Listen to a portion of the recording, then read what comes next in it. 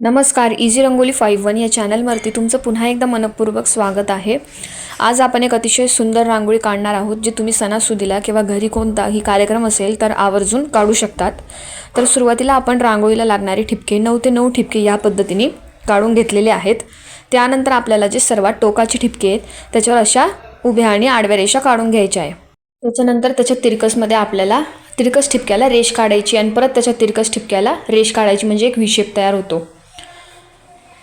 आता इकडे पण आपण तिरकस ठिपक्यांवर रेष काढून घेतली आणि एक व्ही शेप तयार केला।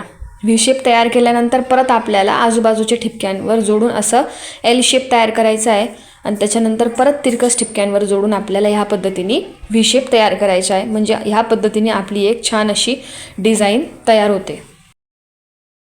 आता ज्या पद्धतीने आपण इकडे केलंय त्या पद्धतीने आपल्याला चारही बाजूंनी करायचं आहे, म्हणजे आता उरलेल्या 3 ठिकाणी इकडे पण मी एल शेप काढून घेतला। परत तिरकस ठिपक्यावर आपल्याला रेषा काढायच्या आहे आणि त्याच्या परत तिरकस ठिपक्यावर आपल्याला रेष काढायची, म्हणजे हा झाला आपला व्ही शेप तयार।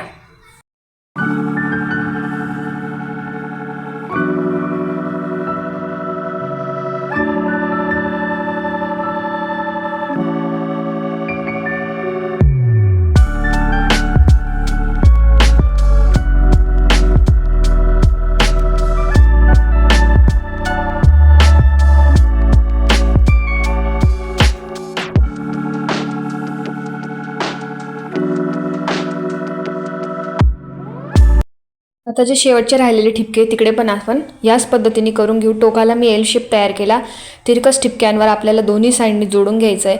परत त्यांच्या तिरकस जो ठिपका आहे म्हणजे एक ठिपका सोडून मग त्याच्यानंतर व्ही शेप तयार होतो। अशा पद्धतीने आपल्याला ते जोडत जायचं आहे।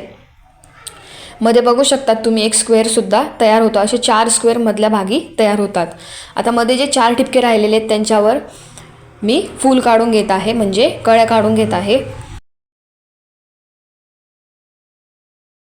तुम्ही जर आपल्या चॅनलवर नवीन असाल व अद्याप चॅनलला तुम्ही सबस्क्राईब केलेलं नसेल तर नक्कीच तुम्ही चॅनलला सबस्क्राईब करा। आपल्या चॅनलवरती आपण रोजच्या छान छान रांगोळ्या अपलोड करत राहतो व तेही आपण रांगोळ्या मोठमोठ्या आणि चांगल्या स्टेप बाय स्टेप समजून घेतो। जशी आता ही 9 ते 9 ठिपक्यांची मोठी रांगोळी आहे आणि काढायला आपण असं पाहिलं तर ती आपल्याला समजत नाही कशा पद्धतीने काढायची आहे, तर ती आपण आपल्या चॅनलवरती व्यवस्थित समजून घेतो आणि योग्य पद्धतीने काढतो। तर आता जे मधले स्क्वेअर होते तिकडे मी अशा 2 रेषा काढून घेत आहे, म्हणजे चेक्स तयार होता। तुम्हाला वाटलं तर तुम्ही ती अशीच मोकळी जागा देखील राहू देऊ शकता किंवा मोठी ठिपके त्यामध्ये ठेवू शकतात।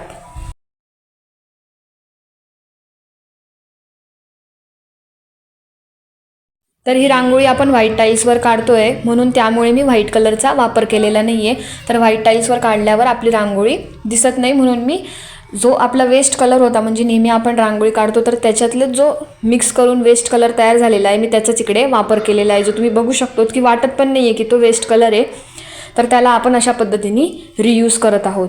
आता मधल्या फुलांना मी बाहेरून येलो कलर भरलेला आहे आणि मधल्या साईडनी मी रेड कलर भरलेला आहे।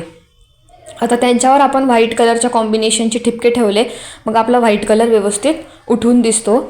आता मधल्या साईडला मी मधोमध्ये एकदम ग्रीन कलरचा ठिपका ठेवला आहे, म्हणून मी मध्ये पण इकडे चेक्समध्ये ग्रीन कलरच भरून घेत आहे।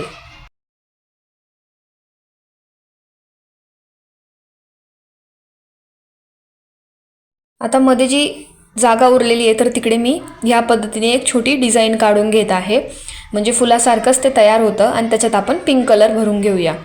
तुम्हाला वाटलं तर तुम्ही तिकडे ठिपके देखील ठेवू शकतात, मोठा ठिपका किंवा ती जागा अशी पण राहू देऊ शकतात, किंवा मधोमध जसं आपण फूल तयार केलं त्याच पद्धतीने पण तुम्ही एकदम मधल्या साईडला ते फूल तयार करू शकतात। आता आजूबाजूचे जे टोकं होते त्यांना मी ह्या पद्धतीने जोडून घेतलेलं आहे आणि त्याच्यामध्ये आता आपण चेक्स तयार करून घेऊ, म्हणजे ते अधिकच छान दिसतं।